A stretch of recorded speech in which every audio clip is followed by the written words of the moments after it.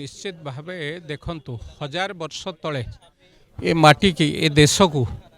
बारंबार आक्रमण करी आमर स्वाभिमान प्रतीक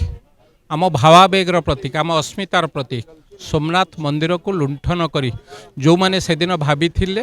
सनातनी मानक भाग भाग करदेबू सनातनी की हत्या करदेबू सनातनी की शेष करदेबू से मुहरे आज कड़ा जवाब दि जाऊँ हजार वर्ष पर आज पुणी थे हिंदू माने एकत्रित होती सनातनी भाई भौणी माने एकत्रित होती गोटे कथा ए माटी की जो माने नष्ट करने को चाहूँले कड़ा जवाब दि जाइए कड़ा जवाब दिज्व तेणु ए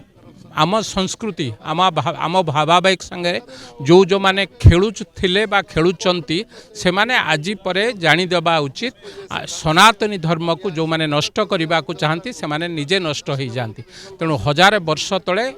सोमनाथ मंदिर रे जो आक्रमण होता जो लुंठन होता तार प्रति बदल आज हजार वर्ष पर आम समस्ते एकत्रित होइचु ए माटी की जागृत रखापी आम स्वाभिमान को जागृत रखापी आम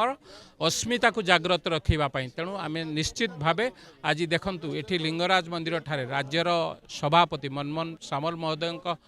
उपस्थिति रे एठी मंत्री अछंती मुकेश महालिंग महोदय अछंती जिलार सभापति निरंजन मिश्र महोदय अछंती समस्त जिला नेतृत्व ठारू आरंभ करी बहु नेतृत्व एठी बसिचंती आम समस्तिंकर गोटे कथा सनातनी धर्म को पुणी थरे जदि विश्व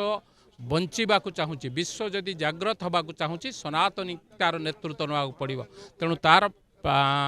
कथा स्वरूप बा से कथा को आधार करी आज हजार वर्ष पर आमे पुणी थरे सोमनाथ मंदिर से आक्रमण को मन भितर जागृत करने प्रदीप प्रज्वलन होचे निश्चित भावे ये आम एक संकल्पर कथा।